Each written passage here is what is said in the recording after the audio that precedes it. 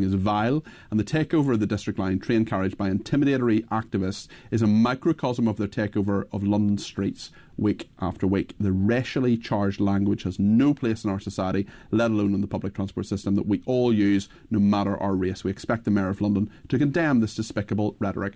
I wonder whether Sadiq Khan will do that. Gary Mond is with us. He is the chairman of the National Jewish Assembly. Gary, this is disgraceful. It is absolutely disgraceful, but there's another aspect to this which perhaps is just as worrying, and that is the utter ignorance of these people. They talk about Jews getting out of Palestine. Do they not realise that 1,000 years before the Common Era, King David was the king of Israel, which was a Jewish country, and Jews were running Israel and Judea, another country at the same time, for the next 1,100 years?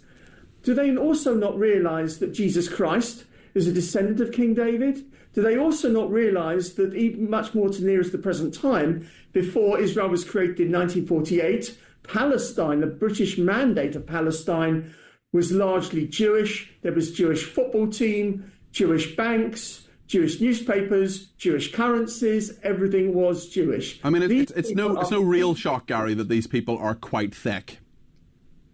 It's shocking that the tragedy is they're probably not unique. Yep. There are many who have just simply not been educated.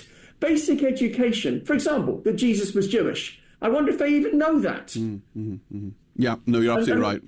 I'm just trying to give extra thought. Everything that the Campaign Against Anti-Semitism said is absolutely right. Yes, completely correct. I want to give another dimension to it as well. Of course. There's the ignorance as well as the hatred. Of course. And they do, unfortunately, go hand in hand on many occasions. How much confidence do you, as a Jewish leader, as the chairman of the National Jewish Assembly, have that these people will be tracked down, charged with criminal activities and brought to justice? Sadly, not very much.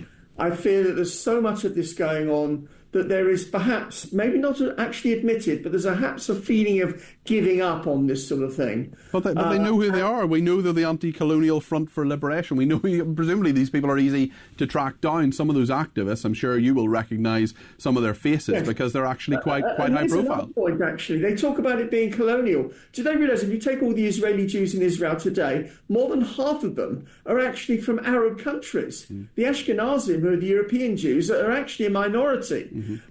That makes it all the more ridiculous. Yeah, you're absolutely right, Gary. And in terms of, the British Transport Police say that they're looking into it, and I just wonder how quickly they will sort this out or prevent these prevent these things happening before. To me, it's how brazen it is. They're doing it. They're taking over a carriage. They're filming it, and then they're putting it online. With big flag, big Palestinian flag. They're not covering their faces. They're not in any way worried about the consequences here, are they?